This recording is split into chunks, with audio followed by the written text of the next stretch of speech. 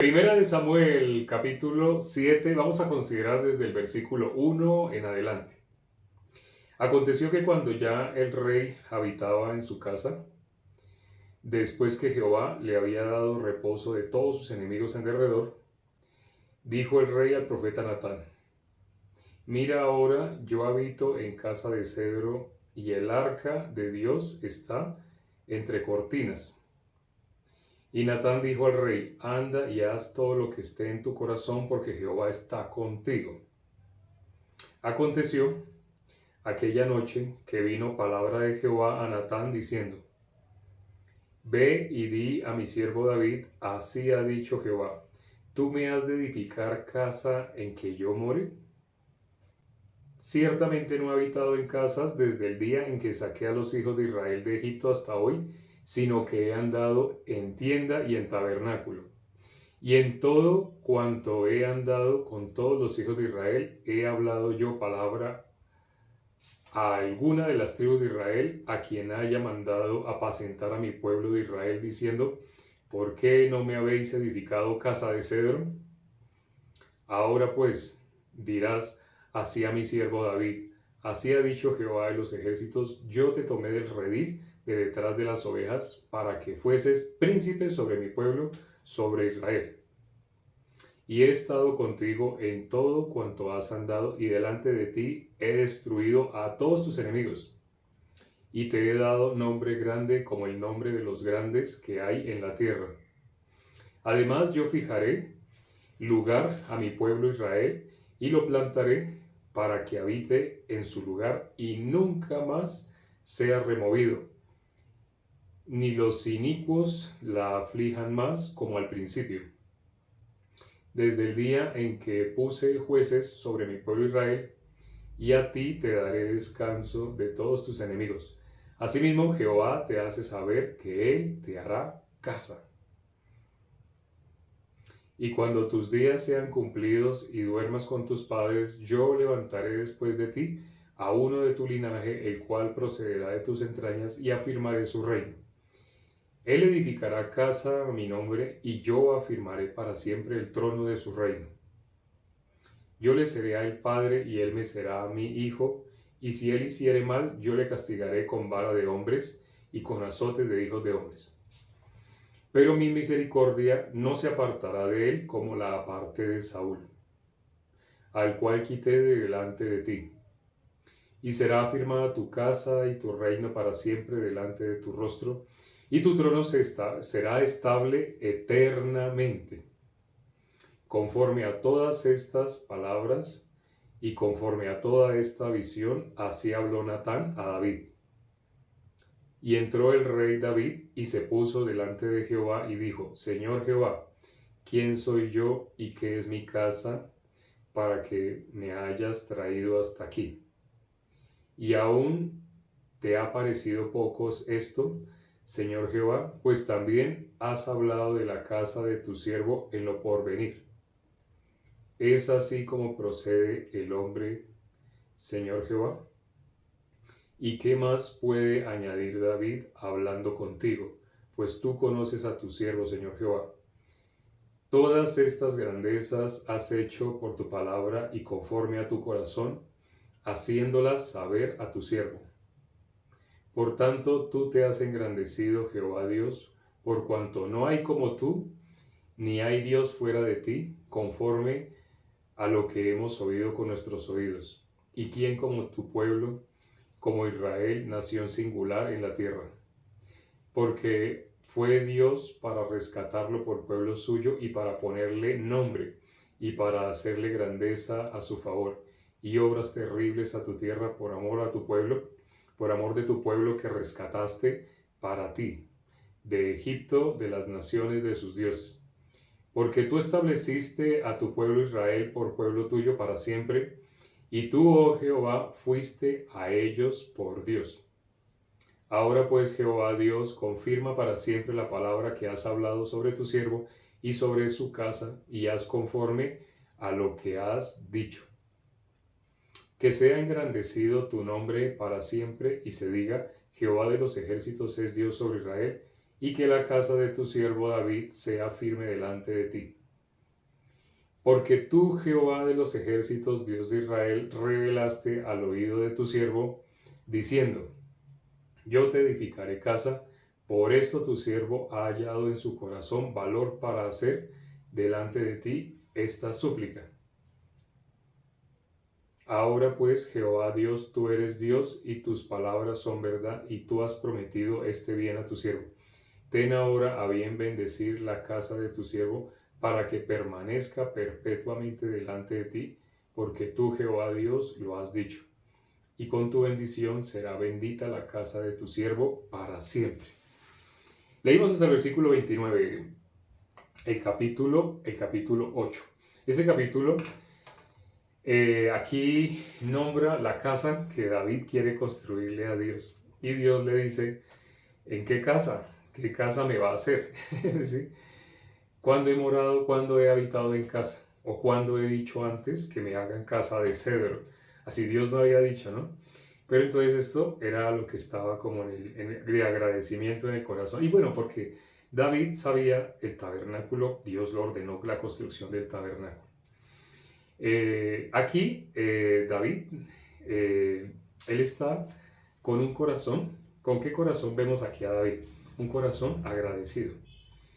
¿Cuándo hay agradecimiento en el corazón de una persona? Cuando hay ese gozo. Aquí Dios le dijo, no sé si se dieron cuenta en el versículo 15, Dios le dijo, lo comparó con Saúl y le dijo algo tremendo. Algo que, bueno, varias personas me habían preguntado sobre este versículo, el versículo 15 del capítulo 7 de Segunda de Samuel. Porque aquí dice que Dios no iba a apartar la misericordia de David, así como la apartó de Saúl. Así dice, ¿no? Entonces, hay personas que me han preguntado, pero entonces Saúl, ¿sí se fue al cielo o Saúl fue al infierno? Porque aquí dice Dios que no apartará su misericordia de David, así como sí la apartó de Saúl. Entonces pregunto, ya que este versículo dice que Dios apartó su misericordia de Saúl, pero que no la va a apartar de David, entonces, ¿qué piensan? ¿Saúl fue al infierno? ¿Saúl fue al cielo? ¿Qué piensan? Veo respuestas. Al cielo se fue Saúl. Uy, ya, alguien la contestó. Al cielo se fue Saúl. Pero sí dice que de Saúl apartó su misericordia al cielo. Fue al cielo. Bueno, entonces la pregunta más bien es esta. ¿A qué se refiere? Más bien, la pregunta es esta. Ya cambió la pregunta, ya. Ya contestaron, sí, ya contestaron de una manera. Entonces más bien pregunto de esta otra manera. Ya que dice que apartó su misericordia de Saúl, ¿a qué se refiere? Esta pregunta, mejor la cambio por esta.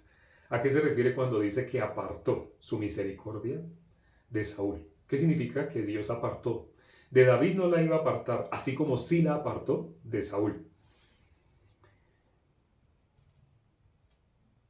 A todo lo que él iba a hacer en la tierra.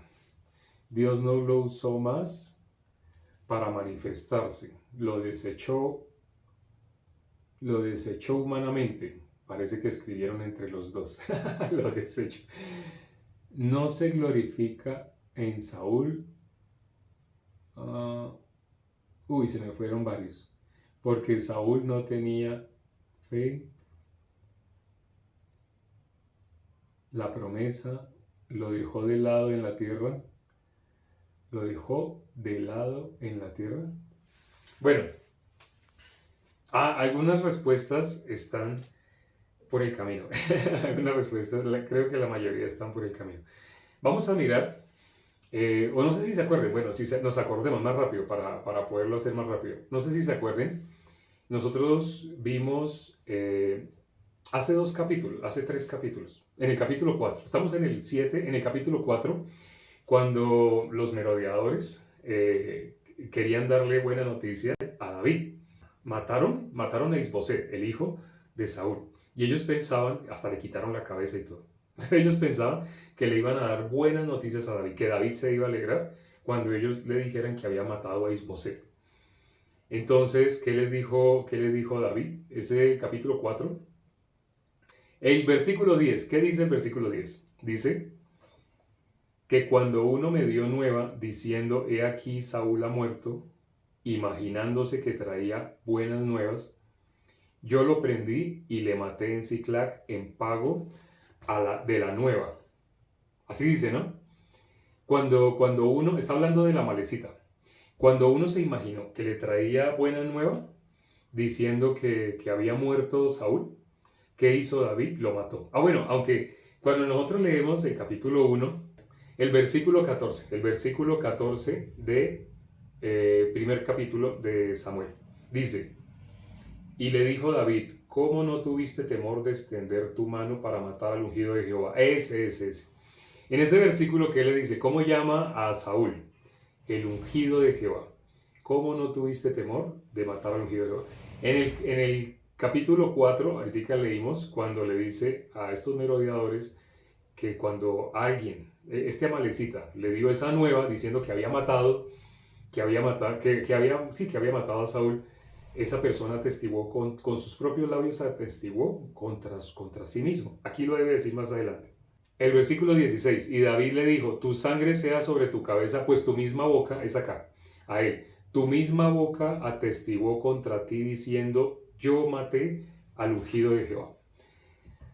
Él dijo, el amalecita dijo que él había matado al ungido de Jehová. David, ¿cómo estaba viendo? Él estaba pensando, maté a Saúl, pero no lo mató. Él solamente quería robarse el mérito. Pero el corazón, lo que Dios mira es el corazón. Él queriendo robarse el mérito, él quería adjudicarse algo que le va a gustar a David, que ya su enemigo murió. Y le voy a decir que yo le ayudé, una ayudadita que Saúl mismo me pidió, o sea, así, porque en caso de que, para que no se ponga de mal genio. Pero Dios no mira lo que mira el hombre. Aquí David, el varón conforme al corazón de Dios, ¿cómo está viendo? Mató. ¿Y qué hizo David? David mismo lo mató. David le dijo a uno de sus siervos, mátalo. ¿Sí? Pero en el capítulo 4, David dice, yo lo maté. ¿Sí? Aquí David dijo, así como llaman autor intelectual, David dijo, mátalo. Pero en el capítulo 4, David mismo dice, yo lo maté. Esto que sucedió acá, Saúl era realmente, ¿Saúl qué era? Saúl era el ungido de Jehová.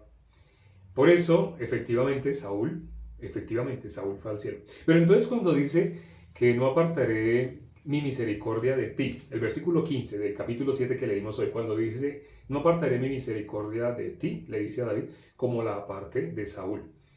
Entonces ya, bueno, ahorita me dijeron que apartar la misericordia era en la tierra. En la tierra ya no iba a ser más usado, así, me dijeron varias cosas, ¿no? ¿A qué se refiere que apartó la misericordia? No sé si se acuerdan, en el caso de Esther, ¿quién podía estar delante del rey? ¿Quién podía acercarse al rey? Aquel a quien el rey extendiera su cetro. Si alguien se presentaba delante del rey sin que el rey lo hubiera llamado, esa persona, la única forma de que pudiera hallar misericordia es que el rey le extendiera su cetro. ¿Sí se acuerdan de esa parte, no? Cuando el rey, sin que alguien se presenta, sin que el rey lo haya llamado. En este caso, nosotros sabemos que Saúl se suicidó. Entonces, Dios determina para cada persona efectivamente su tiempo. Entonces, si alguien se presenta delante de Dios sin que Dios le haya llamado, si Dios le extiende su cetro, esa persona con su dedo toca la punta del cetro, entonces esa persona halló la misericordia. Eso lo vemos en el libro de Esther, pero está haciendo también representación del reino de los cielos. Realmente nadie se presenta delante de Dios sin que Dios no lo conozca, sin que Dios lo sepa. Toda persona, cuando logra, hay personas que se han intentado suicidar y no han podido. ¿Por qué no han podido? Porque Dios todavía no les está permitiendo que mueran, ¿no? Dios determinó un día y no es el día que esa persona quiera.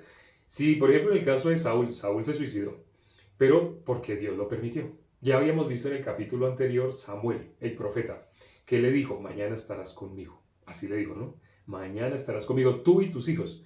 ¿Y dónde estaba Samuel, el profeta Samuel? Estaba con Dios. Ya estaba en el seno de Abraham. Y le dijo, mañana estarás conmigo. Cuando miramos la misericordia quiero y no sacrificio, dice la palabra, ¿no? Si supieras lo que significa misericordia quiero y no sacrificio. En este caso, lo que perdió Saúl, ¿qué fue lo que perdió? ¿Qué fue lo que Saúl ya no tuvo más con Dios? En el capítulo 28 sabemos que él va a buscar, en el capítulo 28 de 1 Samuel, capítulo 28 de 1 Samuel, en el versículo 6 dice, y consultó Saúl a Jehová pero Jehová no le respondió ni por sueños, ni por Urim, ni por profetas. No le respondió ni por sueños, ni por Urim, ni por profetas. Eso lo habíamos visto ese día, el día que miramos este capítulo, el capítulo 28. Entonces, ¿qué es lo que él consultó con quién? Con Dios. Pero dice, Dios no le contestó. Ni así, ni así, ni así.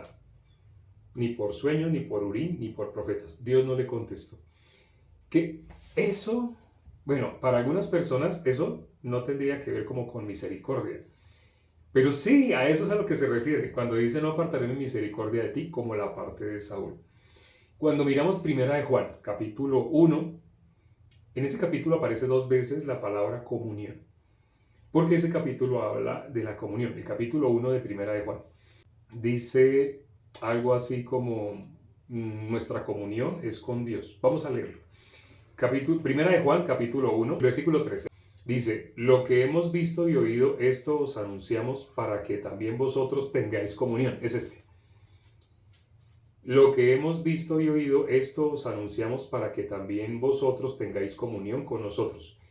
Y nuestra comunión verdaderamente es con el Padre y con su Hijo Jesucristo. Aquí dice, para que tengáis comunión. La comunión de los justos, ¿con quién es? Con el Padre, con el Hijo. Así dice, ¿no? La comunión del justo, ¿con quién es? Están hablando de ellos, ¿no? Para que vosotros también tengáis comunión con nosotros. Porque la comunión de nosotros es con el Padre, con el Hijo. Apocalipsis 3:20, donde dice, he aquí yo estoy a la puerta y llamo. Si alguno oye mi voz y abre la puerta, yo entraré a él, cenaré con él y él conmigo. ¿Sí se acuerdan de ese versículo, no? De ese versículo. Ese dice, yo entraré a él, cenaré con él y él conmigo. Está hablando comunión, la comunión. Sabemos que dice Juan capítulo 3, versículo 31. Juan capítulo 9, versículo 31. Dice, Dios no oye ¿a quién?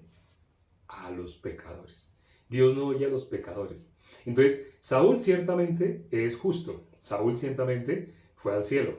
Pero apartar la misericordia de Dios fue tratado como un pecador. Quiere decir, perdió la comunión. Un hijo, vamos a poner este ejemplo para que se pueda entender más ampliamente. Ustedes tienen sus hijos, ¿sí? Y digamos que sus hijos hacen una maldad grande.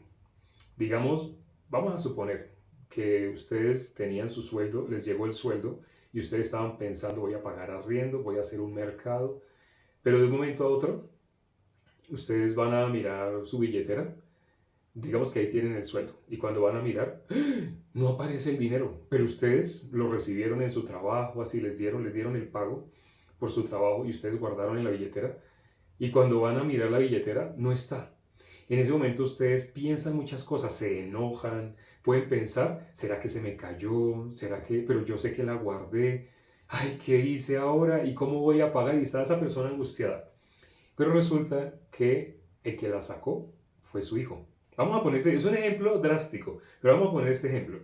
Entonces resulta que ustedes ven que su hijo ese día se fue feliz. Él estaba como y una persona muy inmadura. Así, una persona que hace conforme a lo que piensa, conforme a lo que le llega a la cabeza hace sin pensar el daño que puede estar haciendo a las otras personas.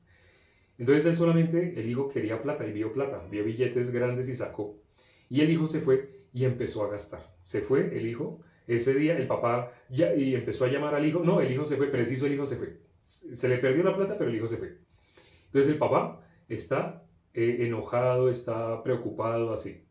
Pero el hijo entonces aparece y lo ve con una cachucha nueva.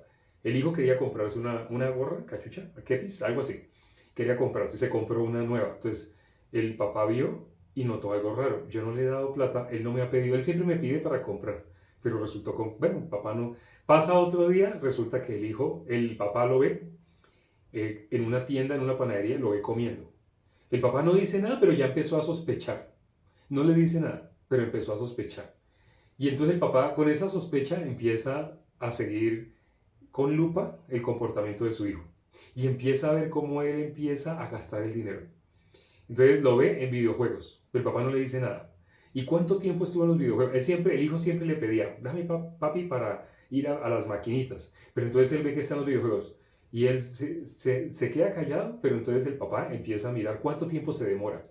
Y ve que se demora horas. Solamente 10 minutos en videojuegos requiere mucho dinero. pero el papá le da y él en 5 minutos ya gastó, el videojuego ya gastó. Pero entonces ahí está que juega horas y horas. El papá ya se da cuenta, él me sacó el dinero. Y el papá estaba muy enojado, ya había dado por perdida la plata, pero alcanzó a sospechar algo y entonces llama al hijo y al hijo cada que entra, esos días que el hijo hizo eso, el hijo no quiere verle la cara al padre, no la quiere ver. Solo, hola papi, y sigue, sale corriendo y sube las escaleras y se va a su habitación. Pero el papá le dice, ven, ven, ven, ven, ven, ven, espera, ven, ven, ven, ven, siéntate. Y está hablando y le está mirando la cara, le va mirando así los ojos fijamente al hijo y le dice, he notado que tú has gastado mucho dinero en estos días. Ya van 7 días en los cuales noto que has gastado mucho dinero. El hijo se empieza a sonrojar y en ese momento quita la mirada y está así. Y está pero rojo el hijo. Rojo, rojo. Y no puede mirar al papá. Y el papá le dice, mírame, mírame. He hecho cuentas de cuánto dinero has tenido que gastar estos días. Tú no te habías fijado, pero me he dado cuenta que has gastado una fuerte cantidad de dinero. Y el hijo lo medio mira y vuelve y baja la mirada. Y le dice, dime de dónde has sacado el dinero. El hijo empieza a llorar, en ese momento empieza a llorar. Empieza a llorar. Y ya, bueno, ya, dime. ¿De dónde sacaste el dinero? Hasta que el hijo confiesa, lo saqué de tu billetera. Así. Es un niño muy pequeño. El niño que no tiene conciencia, un niño de videojuegos, un niño 11, 12 años, así. Realmente el niño no sabe la magnitud del daño que hizo. Pero entonces el papá está muy enojado y le dice, sí, yo sabía, pero quería que tú me lo dijeras. Quería que tú, con tu misma boca, lo hablaras. Ahora, ¿cuánto te queda? ¿Qué tienes ahora? ¿Cuánto has gastado? ¿Cuánto te queda? Entonces el hijo saca ahí en el bolsillo y saca y le da al papá. No quedaba ni la mitad del salario, ya había gastado más de la mitad. Entonces le da al papá. El papá, a pesar de que está controlándose, porque ya sabía, está controlándose y lo ve llorando y todo, en ese momento ejerce un castigo sobre el hijo. Ahora no vas a tener onces, quedan 3 meses para que termine el año. Lo que te hemos estado dando todos los días para que gastes en el colegio, durante este año ya no vas a tener. Así el niño llora más, sigue llorando. No llores, no llores. Y le sigue imponiendo castigo. Ahora va a pasar esto, va a pasar esto, va a pasar esto. Entonces, ya, cuando llega la noche, se sientan a comer. Pero el padre todavía está enojado. Y el padre ya no quiere decir palabras. Y el hijo no se atreve. No se atreve a proferir palabras. Porque sabe que si profiere alguna palabra, muy probablemente el papá se va a enojar. Entonces, como el hijo ya no habla, ¿qué es lo que se rompió ahí? La comunión. En ese momento, ¿la relación de padre a hijo se terminó? No, no se terminó. La relación de padre a hijo no se termina. Una persona, por más enojada que esté contra su hijo, no va a decir que ya, no, vamos a ir a la notaría y usted va a cambiar su apellido. Póngase el que quiera, pero usted ya no va a ser mi hijo. Ya, vamos a ir ante el juzgado. Usted ya no va a ser mi hijo. Entonces ese apellido mío me lo devuelve. Ya no va a tener mi apellido. Ya usted no es mi hijo. Y no me diga papá más. Y a partir de ahora no lo quiero volver a... Sale de la casa y no lo quiero volver a ver entrar. Si se quiere llevar algo, ya, saque su ropa, ya. Va. ¿Qué papá hace eso con el hijo? O sea, por más enojado que esté, ningún papá, ningún papá le dice a su hijo, hasta aquí llegó la relación de padre e hijo. No termina. La relación de padre e hijo es una relación que se hizo desde el momento de haber sido engendrado. Ya, él es hijo. Entonces nunca se pierde la relación de padre e hijo. Nunca, por más enojado que esté el padre, nunca se pierde la relación de hijo. Pero ¿qué se pierde? La comunión.